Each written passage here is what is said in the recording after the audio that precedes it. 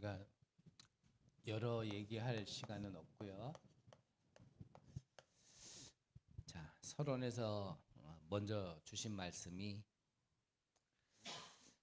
우리 이제는 우리가 살아가야 할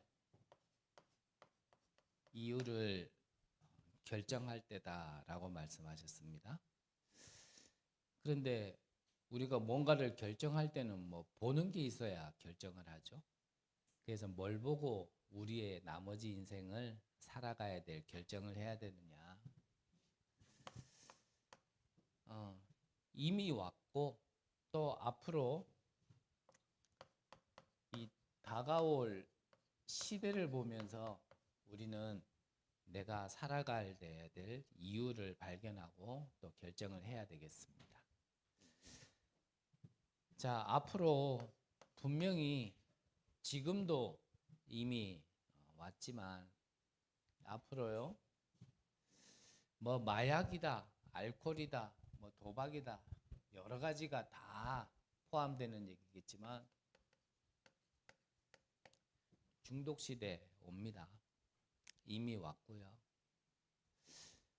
또 동성애 시대 이미 왔고 앞으로는 점점 더 심해질 겁니다. 이번 주간에 미국 국회에서 있었던 이 동성애법에 대해서 법률에서 통과시켜야 되나 말아야 되나 이러한 것들을 인권단체 대표와 국회의원이 이제 서로 대화를 하는, 국회에서 대화하는 그 영상이 있길래 봤더니 국회의원은 그 인권단체 대표에게 물었습니다. 당신이 생각할 때 당신은 뭐라고 보느냐? 우리가 태어날 때 남성, 여성 말고 또 다른 제3의 성이 있다라고 보냐? 이 인권 대표는 항상 얘기하는 게 나는 의사가 아니기 때문에 남성, 여성 외에 제3의 또 다른 성이 있다라고는 얘기할 수 없다. 하지만 우리가 살아감에 있어서 진화하면서 우리가 또 다른 성이 있다라는 것은 말할 수 있다라고 이제 얘기를 했어요. 그 질문을 국회의원이 이해가 안 되니까 받아들일 수 없는, 다시 한번 얘기하겠다. 생물학적으로 우리 사람이 태어날 때 남성, 여성 외에 또 다른 성이 있다라고 얘기하는 거냐 얘기하니까 뭐 이 여자 대답, 이 대표 대답이 똑같아요. 나는 의사가 아니기 때문에 생물학적으로 얘기할 수는 없다. 하지만 사람이 자라남에 있어서 분명히 또 다른 성을 가질 수는 있다라고 말하고 싶다. 똑같은 얘기를 한 10번 정도 주고받았어요. 결국은 이 인권 대표는 무엇을 얘기하고 싶냐면 무한대의 성이 또 나올 수 있다라는 걸 얘기해요. 그 말이 무슨 말이냐면요. 우리 인간의 본래 창조된 목적에서 완전 벗어난 쪽으로 가는 시대가 온다라는 겁니다. 그런 가운데서 동성애도 나오는 거예요. 그러면 앞으로는 뭐 이제 아예 사람에 대한 근본 자체가 영적인 건 이미 타락했고 혼탁했고요. 이제는 생물학적으로도요 혼탁한 시대가 온다라는 겁니다. 근데 어떤 나타나는 걸 얘기하는 게 아니라 숨은 배경을 지금 얘기하는 겁니다. 중독도 뭐 사실 알코올이 뭐 중독입니까? 뭐 마약이 중독입니까? 그게 모르겠어요. 뒤에서 얘기하겠지만 그게 문제입니까? 저는 그걸 문제라 생각하지 않거든요. 왜 그렇게 될 수밖에 없는지가 문제지. 그래서 우리는 숨겨진 문제가 문제 아니고요. 드러난 문제가 문제 아니고 근본 문제가 문제지.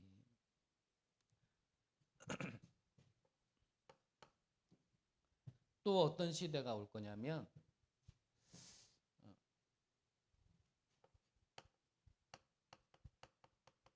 뭐 정신병이라 해도 뭐 우리가 욕하는 건 아니잖아요. 뭐 이미 뭐 대부분 다 그런데요. 이 정신병 시대. 그러니까 참 지금 계속 말씀드리지만 뉴스 보면 요즘에 참 희한해요. 뭐 아파트는 아니고 연립주택이었겠죠. 옆에서 한 남성이 이제 베란다에서 담배를 피웠나 봐요. 그 옆집에서 이제 연기가 냄새가 들어오니까 그 담배는 좀 집에 나가서 피워라 이 얘기했더니 이 20대 남성이 담 타놓고 들어가 가지고 그 얘기한 여성한테 살인 미수. 요즘에는요 옳은 말도 함부로 하면 칼 맞습니다. 그러니까요 옳은 말이라고 막 얘기하면 안 돼요. 그냥 야, 요즘 시대가 이렇구나. 앞으로는 더 심해질 거다. 그래서 뭐 학자는 앞으로 뭐 정신병이 50%까지 올라간다. 근데 유 목사님은 한 70%까지도 올라가지 않겠냐. 50%라고 하면 둘 중에 하나는, 그럼 우리 요 몇 명이 둘 중에 하나는 정신병이에요. 이럴 때 꼭 그렇죠. 아, 얘네 자기는 아니래. 얘네 그러거든요. 70%면요. 3분의 2는 3명 중에 2명은요. 정신병입니다. 그리고 또 전쟁이 시대가 올 거라 그랬습니다. 이러한 때에 이 초대교회가 성경에 나와 있듯이 큰 어려움을 겪는, 즉 교회가 어려움을 겪는 시대가 올 거라는 겁니다. 이스라엘은 멸망했고요. 또 초대교회는 정치적으로 이단 문명을 썼고요. 그리고 로마는 250년간이나 뭐 굳이 따지면 이유가 있었지만 사실 이유 없이 기독교인들을 핍박했거든요. 앞으로 다가올 시대입니다.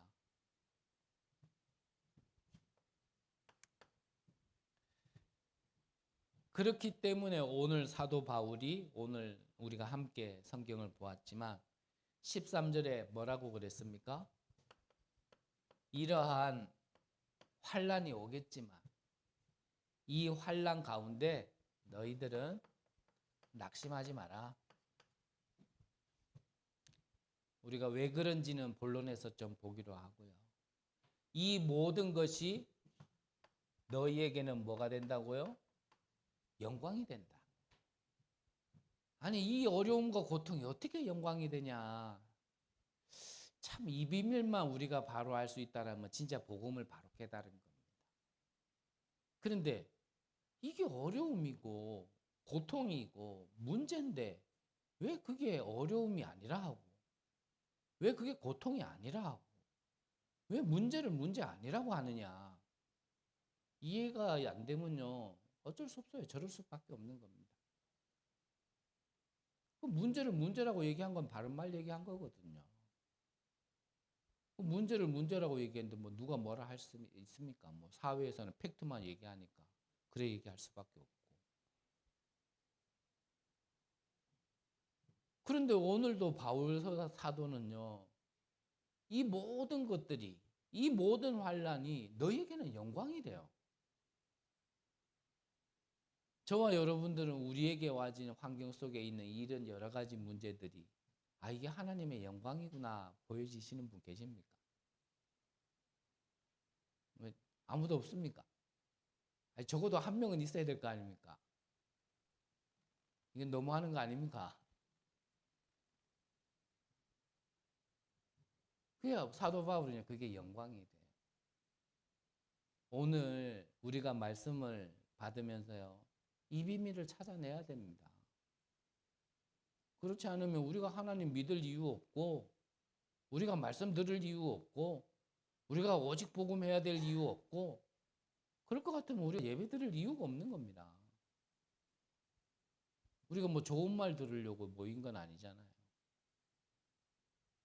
저는 한 번씩 현장에서 이렇게 복음을 전하다 보면 어떤 분들이 오늘 좋은 말씀 잘 들었습니다 이러는 분들 계시거든요.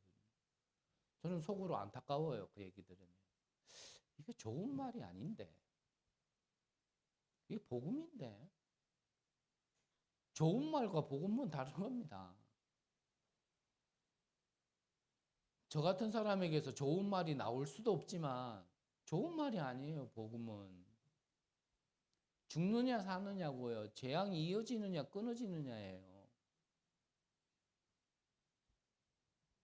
끝까지 사단을 따라갈 거냐, 아니면 이제 하나님의 축복의 인도 속에 있을 거냐, 그게 복음이 갈라지는 거라니까요. 그러면서 20절에 뭐라고 얘기합니까? 너희 가운데 역사하는 능력대로 그랬어요. 하나님의 이 역사가 우리 안에 있다란 말이에요. 그래서 이 하나님의 역사 적었네.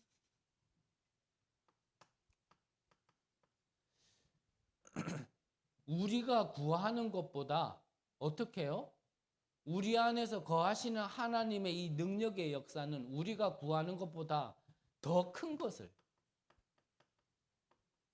참 이게 무슨 은혜냔 말이에요. 우리 같은 걸 불러서 하나님이 은혜로 구원시켜 주시고 믿음 주셔서 예수가 그리스도라는 것을 고백하게 하셔가지고 우리 안에 역사하시면서 우리가 바라보고 우리가 구하는 것보다 더 큰 것으로요, 하나님은요 은혜, 이게 응답하신다라는 얘기 아닙니까?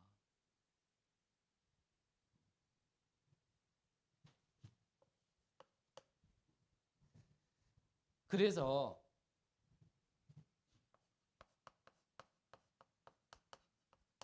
이제 신앙생활이라는 어떤 신앙생활다운 시작을 하는 시간표 속에 있는 이 세 가족들에게 먼저 알고 반드시 붙잡아야 될 게 뭐냐면요, 진짜 이 복음을 어떻게 알고 있느냐예요.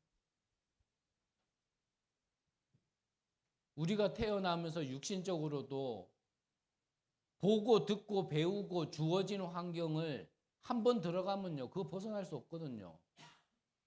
영적으로도 똑같습니다. 육신의 나이를 얘기하는 게 아니라 영적으로 이제 시작하는 이 세자족의 시간표 속에 진짜 처음에 이 복음이 어떤 복음으로 들어갔느냐가요, 그 사람의 평생의 신앙생활을 좌우합니다. 그러니까 뭐 처음부터 신앙생활을 한다라고 했는데 신비 들어가면요 계속 신비예요. 끝까지 신비라니까요. 뭐 체험하는 거, 뭐 이런 거 하나 들어가면요, 그 끝까지 그걸 간다니까요. 그런데 우리 가운데 우리는요, 참 그런 가운데서 하나님이 이 복음을 듣게 하셨고, 뭐 잘하니 못하니 해도요, 그래도 이 복음이 좋다라고 하는 거, 이거 진짜 보통 은혜가 아니란 말이에요. 기성교회를 욕하자가 아니라 기성교회 얘기해 보세요. 이거 심심합니다. 복음 얘기하면 싱거워서 못 들어요. 예수가 그리스도다, 모든 문제 해결자다, 싱거워요. 그게 뭐 그래요? 뭐 아는 거 아니야? 예수 그리스도 이래요. 근데 예수 그리스도 할 때 뭔가 내게는요 은혜가 임하고, 뭔가요 내게는 하나님께 감사가 나와지고, 뭔가 나도 모르게 내 속에서는 감격이 나와진다라면 그거는 은혜란 말이에요. 그들과 똑같이 교회 생활하면서 그게 신앙생활인 것처럼 교회 열심히 나가면, 한 번도 안 빠지고 나가면 그게 자기의 의처럼 얘기하고 그게 전부인 것처럼 다니는 사람들, 우리도 그들과 같았어야 되는데, 아니면 아예 다른 종교로 거기에 답이 있는 줄 알고 열심히 다니고 빌고 그랬어야 될 우리인데, 참 우리에게 그래도 복음을 듣게 하셨다라는 게 이게 왜 은혜냔 말이에요.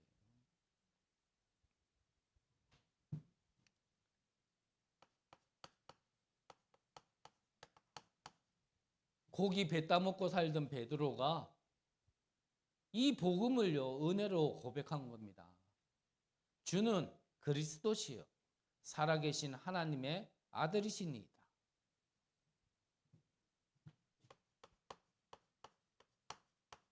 그리스도라는 마음이 저와 여러분들의 영혼을 치지 않는다라면 우리는요 많은 거 생각해 봐야 됩니다. 진짜 복음을 나는 어떻게 알고 있는가? 그리스도를 들을 때마다 내게는 감사와 감격이 나와지지 않는다라면 많은 걸 생각해 봐야 해.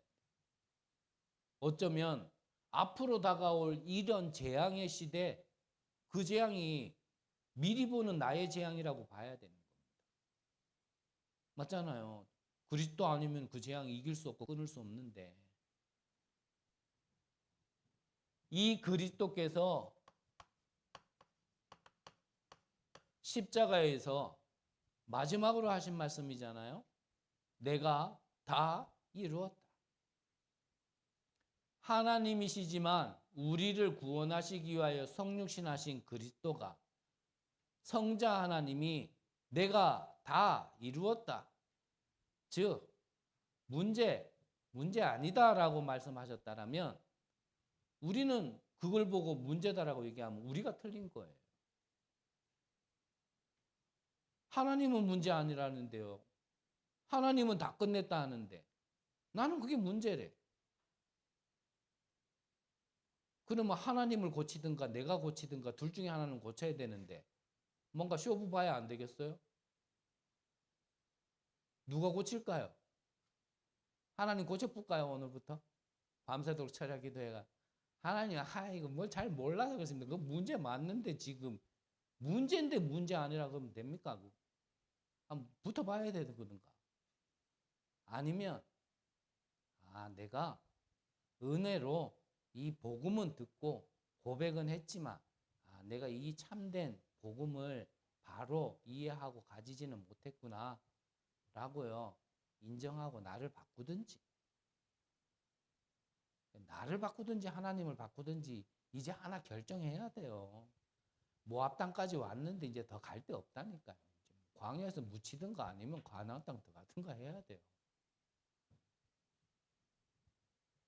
그래서 이 그리스도를 고백한 베드로에게 세 가지를 축복하셨잖아요. 그 하나가 내 반석 위에 내 교회를 내가 세우겠다라고 말씀하셨어요. 그래서 우리를 세워가시는 거는 누구라고요?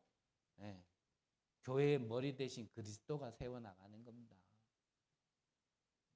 그래서 열심하고는 달라요. 우리는 신앙생활이라는 거는 열심이 아닙니다. 그리고 약속하신 게 뭡니까? 음부의 권세가 이기지 못하게 하겠다. 천국 열쇠를 너에게 주겠다. 그래서 네가 땅에서 매면 하늘에서도 매일 것이고 네가 땅에서 풀면 하늘에서도 풀리리라. 주권을 우리에게 넘겨주셨다니까요. 뭐 감각 없죠? 왜냐? 써보질 않았으니. 모든 것이 하나님 것이고 모든 것이 하나님의 주권인데 그 주권을 우리에게 주셨어요. 네가 땅에서 매면 내가 땅 하늘에서도 매일 것이고, 쉽게 말하면 네가 땅에서 잠그면 내가 하늘에서도 잠그고, 네가 땅에서 열면 내가 하늘에서도 열게. 하나님이요 우리 말을 들어주신대요. 참.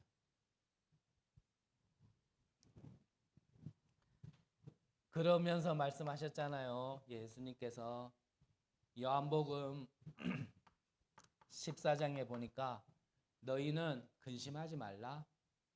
하나님을 믿으니 또 나를 믿으라. 그러면서 16절에는 뭐라고 말씀하십니까? 내가 가면 또 다른 성령, 보혜사 성령, 그 성령을 내가 너희에게 보내드리겠다. 보혜사 뭡니까? 보호하고 은혜 주시고 가르치시는 분. 보혜사 성령을 우리에게 보내줄 거니까 근심하지 마. 염려하지 마. 그것 때문에 죽을 것 같고 그것 때문에 망할 것 같고 앞으로 다가올 재앙을 보면서 분명히 그렇게 생각할 수 있지만 그러지 마. 그 말이에요 지금. 이 그리스도께서 마지막에 승천하시기 직전에 다시 한번 말씀하신 게 뭡니까? 40일 동안이나 하나님 나라의 일에 대해서 말씀하셨다 그랬어요. 하나님 나라의 일이 뭡니까? 말 그대로요. 그 천국에서 하늘 나라에서 이루어진 게 이 땅에서도 이루어지게 만드는 거예요. 그러면 우리가 좀 창세 전 있었던 사건으로 돌아가야 되는데 하늘에서 먼저 있었던 게 뭡니까? 하늘에 큰 전쟁이 있었잖아요. 그때 이미 하나님은요, 이 흑암 세력 사단을요 꺾는 겁니다. 그게 어디에도 이루어진다고요? 이 땅에서도 이루어지리다. 그래 그거 기도하라 그랬어요, 예수님이. 너희들이 저 이방인들이 구하는 것처럼 먹는 거, 입는 거 그런 거 구하지 말고 저 하늘의 새를 봐. 창고에 들이지도 않고 잘 살잖냐. 저 들의 풀과 꽃을 봐. 누가 입히지도 않는데 저렇게 예쁘게 잘 크지 않냐. 하물며 하나님이 너희가 보냐. 그래서 너희들은 그런 거 구하지 마. 뭐 구하라고요? 하나님 나라가 임하도록 구해라. 그거를요 공생애 때 가르치시고 마지막에 승천하시기 직전에 감난산에서 다시 말씀하신 거예요. 하나님 나라의 일에 대해서 40일 동안 말씀하신 겁니다. 이거를 우리가 사실은 새신자가 아니잖아요. 새가족이라는 말은 뭐죠? 처음에 말씀드린 것처럼 우리가 전에는 신앙생활이라고 하려고 했던 그 모든 것들, 그 시간표 말고 진짜 우리가 복음을 알게 되어져서 신앙생활답은 신앙생활을 하는 그 시간표에 있다라면 이거 반드시 알아야 됩니다. 결국은 복음을 들으면서도요, 이걸 모르니까요. 계속 문제는 문제예요. 뭐 아니면 다락방 단체 안에 있다고 뭐 다 복음은 아닌 것 같아요. 참 좀 안타까워요. 그래서 여러분 피드첩 다 보세요. 일부러 안 보지 마시고 보시고 그게 맞다라고 생각된다면 그 길로 가셔야 돼요. 어쩔 수 없어요. 내 안에 그게 들어가 있는데 어떡합니까? 그게 맞다라고 생각들면 글로 가셔야 돼요. 괜히 저게 맞는데 하면서 여기 있으면요. 이 갈등이 계속 있거든요. 그렇겠죠? 내 길은 저 길인데. 쉽게 말하면 내 집은 저 집인데 내가 딴 집에 와 있어. 얼마나 불편하겠어요. 보시고 그래. 저 PD들이 말하는 게 맞고 저 PD들에게 제보한 그 사람들이 말하는 게 맞다 싶으면 그렇게 가면 돼요. 허나 그 가운데서 진짜 복음이 무엇인지를 이해했다라면 과연 저들이 말하는 게 맞을까? 아닌 말로 다락방 단체로는 30년간 메시지를 주셨고 개인으로는 40년을 지금 이 메시지를 선포하셨는데 그 중에서 몇 초 되는 거 그것만 끄집어내가지고 그것만 얘기한다라면 그게 진짜 팩트일까? 그런 식으로 말할 것 같으면 안 걸려들 인간이 어디 있노? 그러면서 한편으로는 아마 목사님도 그래 생각하지 않을까 싶은데 그래서 이 공석에서는 말 한마디를 좀 조금 주의해야 되는구나라는 것도 생각하시지 않을까라는 생각도 드는데 적어도 이 사람이 이 말을 왜 했는지를 알려면 그 사람이 1년 동안 해왔던 말은 들어보고 해야 될 거 아닙니까? 그 말만 딱 듣고 그래 얘기하면 어떡해요? 그것도 언론을 다루는 사람들이. 저는 그런 말들이 기억나지도 않을 만큼 난 이것밖에 생각이 안 나고 이것만 말씀하셨다 생각 드는데 참 이게 진짜 무슨 영을 받았는지 진짜 한쪽으로는 마음이 무겁기도 하고 한쪽으로는 진짜 때로는 눈물도 나기도 하고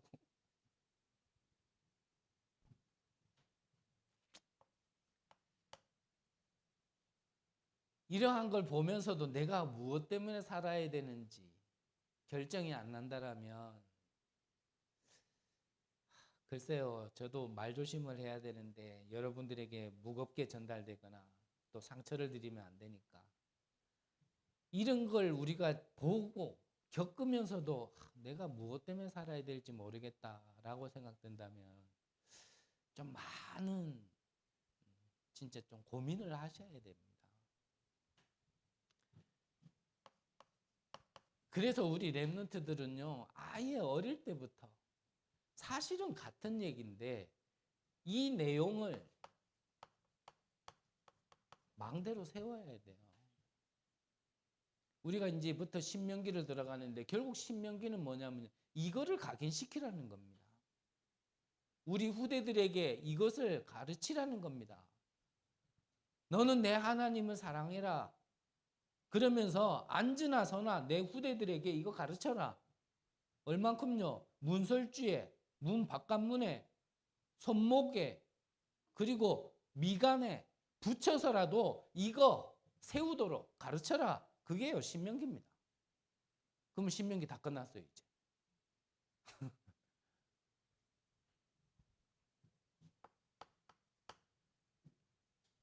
우리 기성세대, 우리 성인들도 좀 중직자라고 표현할게요. 근본 바탕에는 당연히 이게요, 먼저 있어야 되고, 이거 속에서 이제는 현장에 계신 분들이기 때문에 300% 준비하라고 하시는 거거든요. 안 그러면 세상 만만치 않습니다. 오직 예수, 오직 믿음으로만 세상 나가가지고요, 솔직한 말로요, 승리할 수 없어요. 영적으로는 승리할까 몰라도요, 경제적으로는요, 거지돼요. 안 그렇습니까? 맨날 거지처럼 살면서 나는 영적으로 승리했다. 그것도 조금 우스운 얘기 아닐까요? 돈이 우리 사는 목적은 아니지만 정말 그 빛의 경제로 우리가 무엇을 세워나가야 되고 어디에 쓰임받아야 될지를 안다라면 사실 내배불리려고 우리가 경제응답을 받는 건 아니잖아요. 그래서 당연히 이 복음이라는 게 밑바탕에 깔려 있어야 되겠죠. 그래서 그리스도의 반석 위에 내 교회를 내가 세우겠다 말씀하신 거잖아요. 그 위에 여러분들은요 300% 준비하셔요. 지금이라도 늦지 않았고요.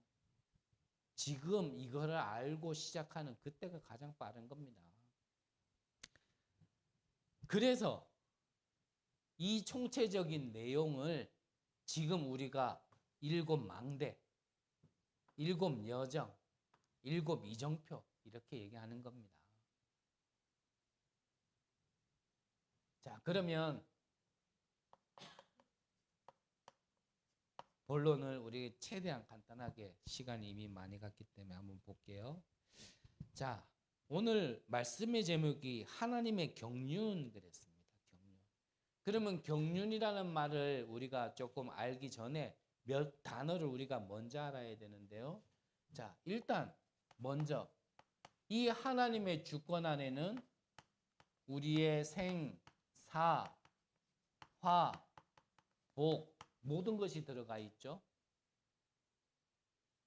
아닙니까? 복 받는 것만 들어가 있습니까? 사는 것만 들어가 있습니까?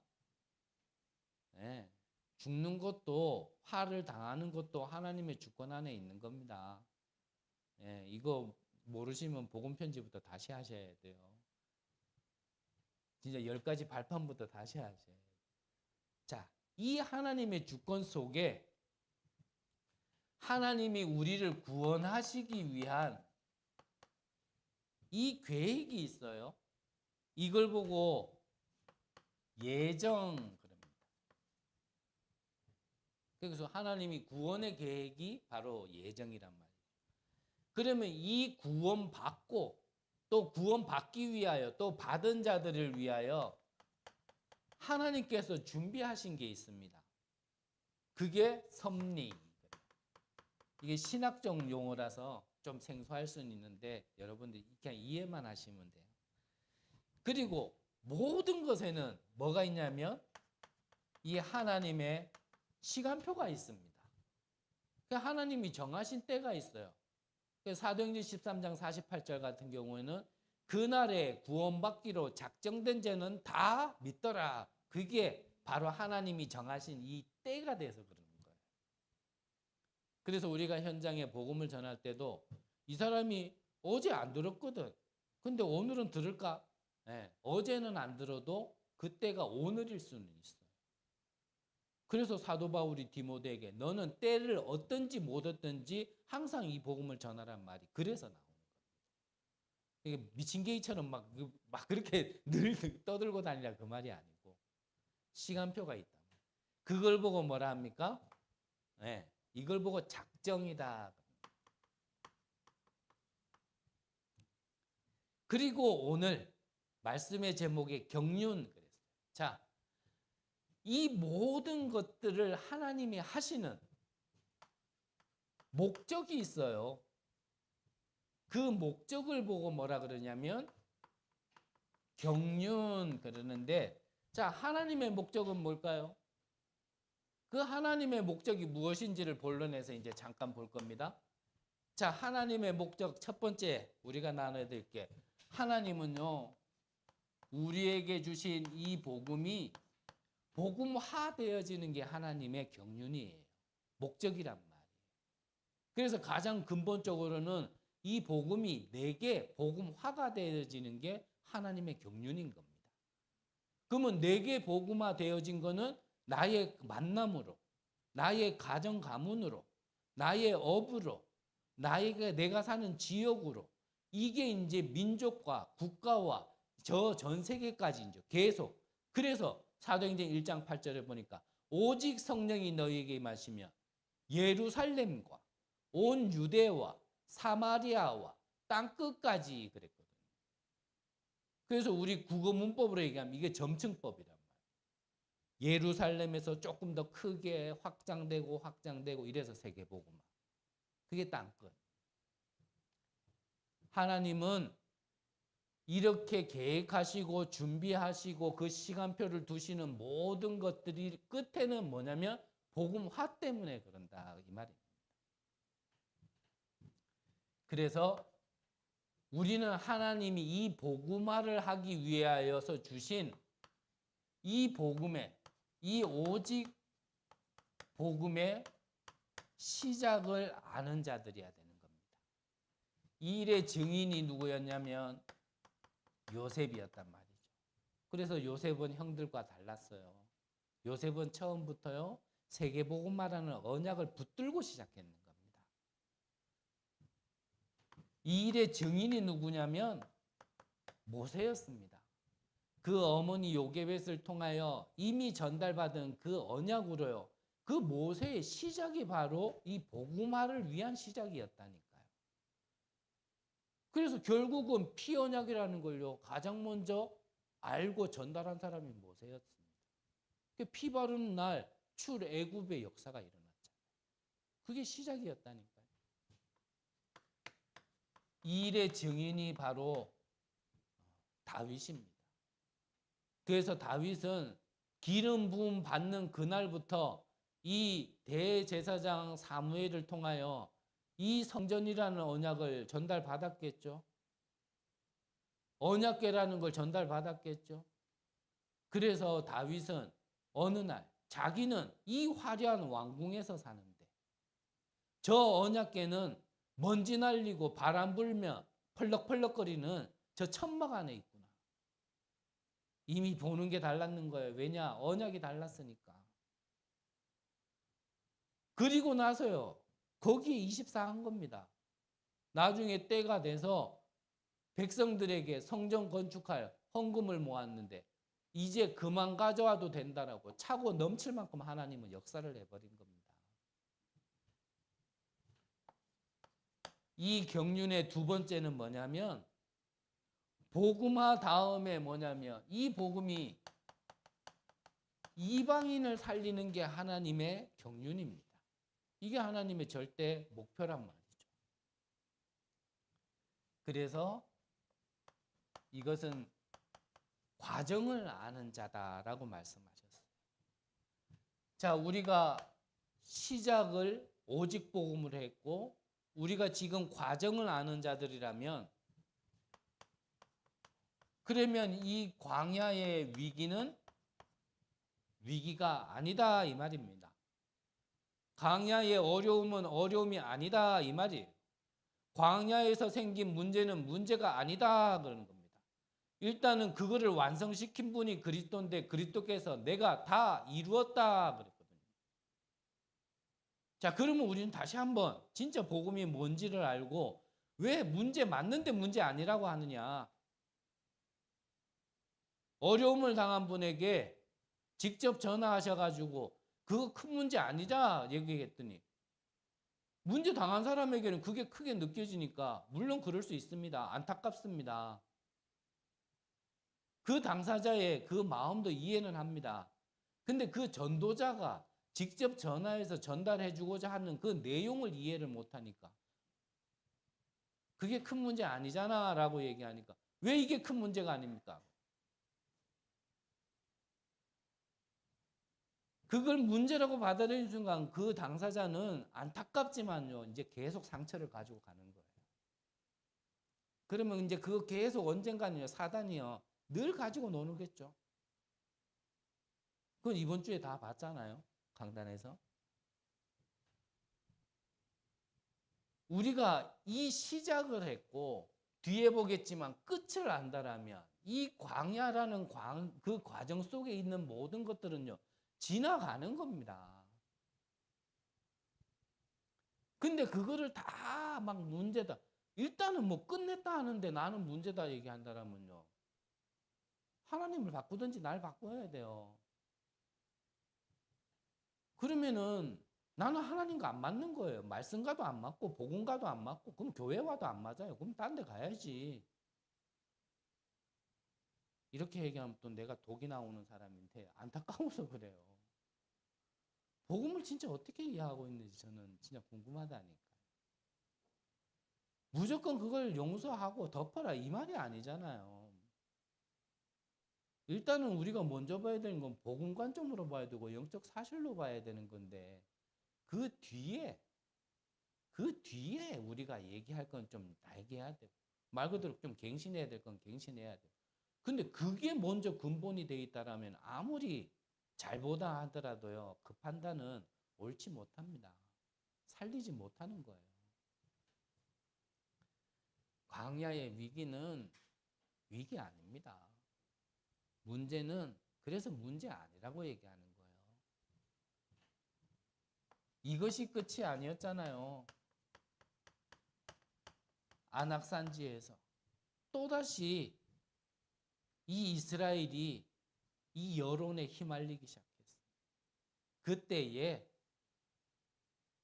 40년 전에 정탐꾼으로 갔었던 한 사람이었던 갈렙이 그때 얘기한 겁니다.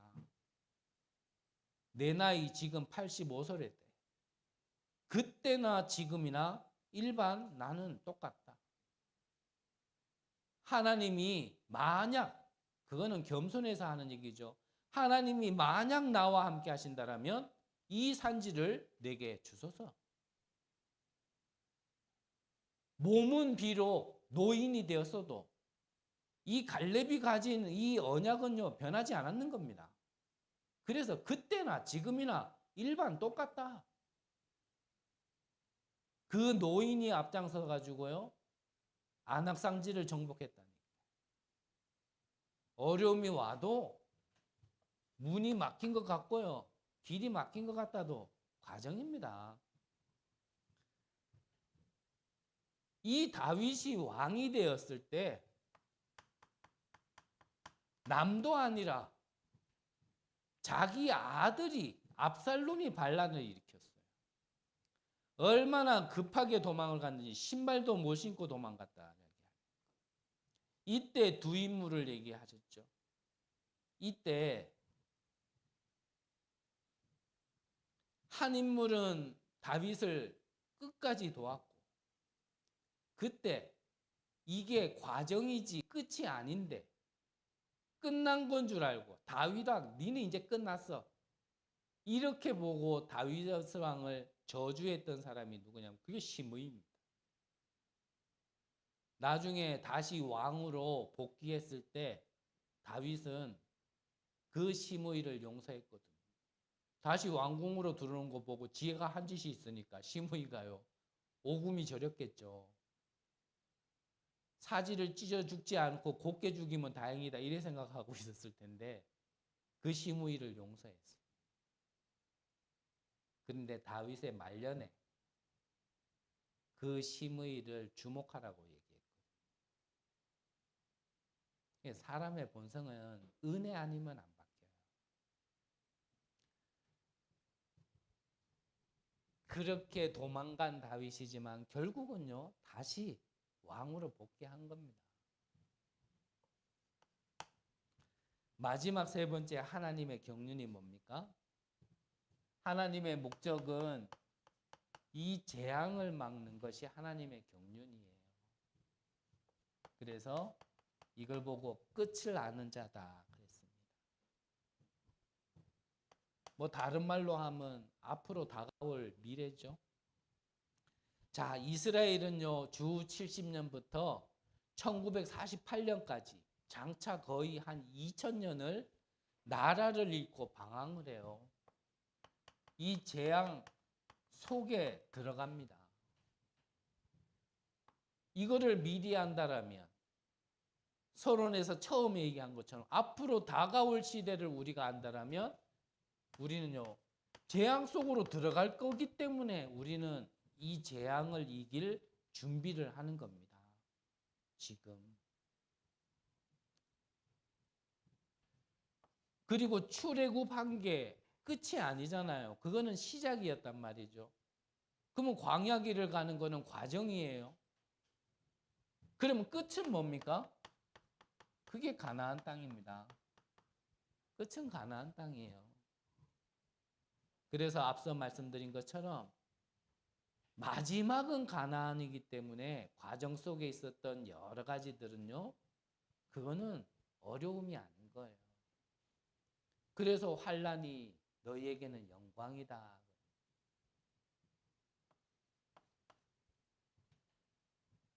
그래서 이거를 알았던 그 끝을 알았던 바울은 사도행전 19장 21절에 보니까 주가 보낸 천사가 바울에게 얘기한 겁니다. 바울아 두려워하지 마라. 내가 가이사 앞에 서야 하리라. 23장 11절에는 내가 로마도 보아야 하리라.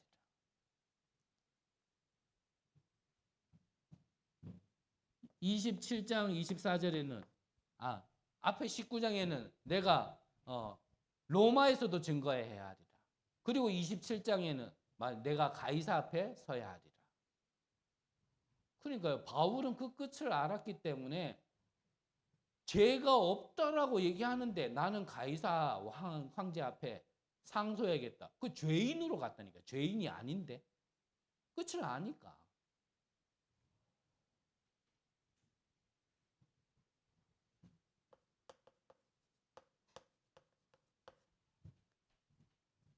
결론으로 자, 하나님의 목적은 바로 이 세 가지 복음화, 이방 복음화 그리고 저 재앙을 막는 것이 하나님의 목적 경륜이다 그랬습니다. 그러면 이 경륜에 응답을 받기 위하여 우리가 조금 알아야 될 게 뭐냐면 자, 여러분들에게는 주어진 환경 이게 형편이 있잖아요. 이게 사실 우리 모두가 사실 쉬운 사람 없잖아요. 여러분들이 말 일일이 안 하고 그거 가지고 맨날 막 힘들다 눈물을 안 흘려서 그렇지 살아가는 게 빡빡하거든요. 이 형편 어려운 사람들은 진짜 기초에서부터 이 하나님의 망대를 세우다 그러셨어요. 시간이 많이 갔지만 갑자기요 로또 당첨돼 가지고 전 세계가 동일합니다. 한국 사람뿐만 아니라 갑자기 로또가 당첨돼 가지고 일확천금을 받은 사람들은요 그 중에 70% 80%는 원래 받기 전보다요 삶이 더 무너진답니다. 이유는 뭡니까? 기초가 든든하지 않아서. 그러니까 지금 내 기초가 약한데 거기다가 이만한 걸 갖다 부어주면요 내가 자체가 무너져 버리는 거예요. 그래서 이것부터 갖추라는 겁니다. 나는 왜 돈 없습니까? 그러지 말고요. 돈을 주셔도 무너지지 않을 그 기초를 닦으라 그겁니다. 그리고 큰 사고, 그리고 병든 자. 우리가 큰 사고나 진짜 어떤 이러한 큰 질병에 걸리게 되면 가장 먼저 무너지는 게 뭐죠? 마음이 무너지죠. 제가 아는 분도요, 이 운동하는 관장이셨는데 진짜 건강했어요. 뭐 한겨울에도요, 밤이고 새벽이고 운동하고 뭐 이러면서 찬물로 샤워하고 이럴 정도로 건강했던 분인데 어느 날 갑자기 내 좀 코가 이상하다는 말을 좀 몇 번 하더니 병원 갔다 왔거든요. 병원에서 이 코에 암이 생겼다고. 근데 이미 늦었는 거예요. 이게 암이 이 머릿속으로 전이가 됐나 봐요. 이분이 그 건강하고 운동 열심히 하던 부분이요. 그 얘기를 떡 듣고 오더니 뭐가 먼저 가장 무너졌냐면 마음이 무너졌거든요. 마음이 무너지니까 이게 질병이 막 드러나기 시작하는데 코가 이만해지기 시작하고 여기에 암이 퍼지기 시작하니까 이제는 뭐 냄새도 뭐 보는 것도 이게 뭐 전체가요. 야, 이게 사람이 한 달 만에 이렇게도 될 수 있구나라고 보여죠. 그래서 큰 사고나 병든 자는 이 마음이 무너지지 않도록요. 여기에 망대를 세워야 됩니다. 이때 마음이 무너지면 사실 다 끝이에요.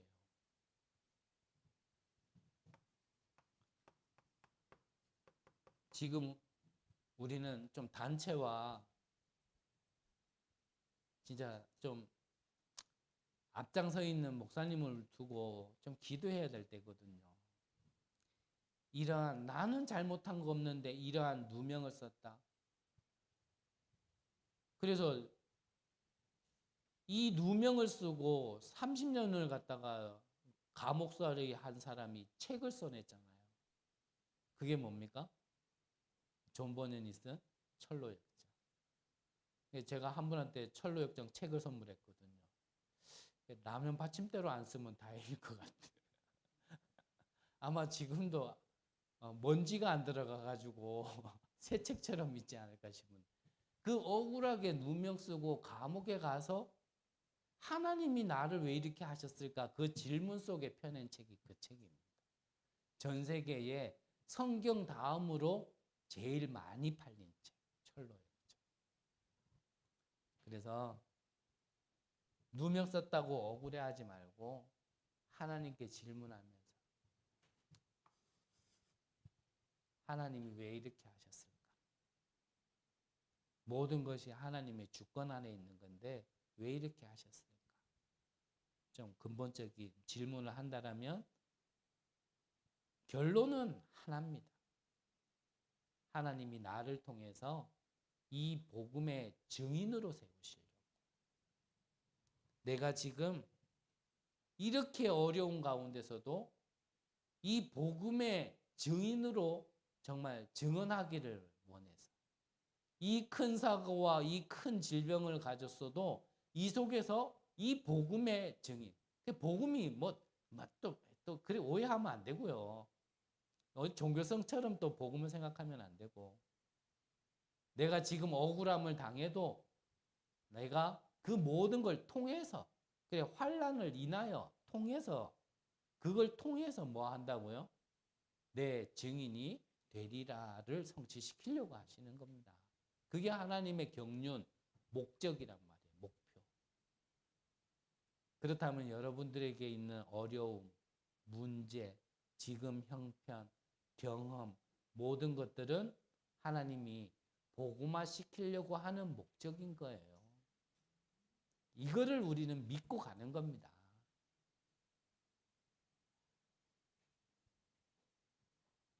꼭 여러분들은 돌아가셔서 PD수첩 보시기를 바라고요. 보시고 결론 내리세요. 나는 저거다. 예, 그러면은 저 길로 가시면 되고. 그래, 저렇게 가는 사람도 있지만 나쁘다 좋다 얘기할 필요도 없고요. 나는 앞으로 다가올 이런 시대를 보며 그 시작과 과정과 끝을 보며 나는 무엇을 해야 될지 진짜 언약 붙들고 결론 내리는 귀한 축복도 있으시기를 간절히 기도합니다. 하나님, 말세 시대에 믿음을 보겠느냐 하셨습니다. 우리에게 정말 이 복음이 그리스도가 모든 문제 해결자인 것을 믿는 믿음을 허락하여 주옵소서. 영적으로 혼탁하고 본질을 잃어버리게 만드는 이 시대에 유혹에 빠지지 아니하도록 우리의 생각과 마음을 지켜 주옵소서. 보혜사 성령께서 생각나고 깨닫게 하신다고 하셨사오니 우리의 우둔함을 넘어설 수 있는 은혜를 허락하여 주옵소서. 우리에게 허락된 이 생명의 빛이 우리를 통하여 전 세계에 비춰질 그날을 바라보며 날마다 새 힘을 얻고 날마다 새 은혜를 받아 누리는 제자들이 일어서게 하옵소서. 살아계신 예수 그리스도의 이름으로 기도드립니다. 아멘.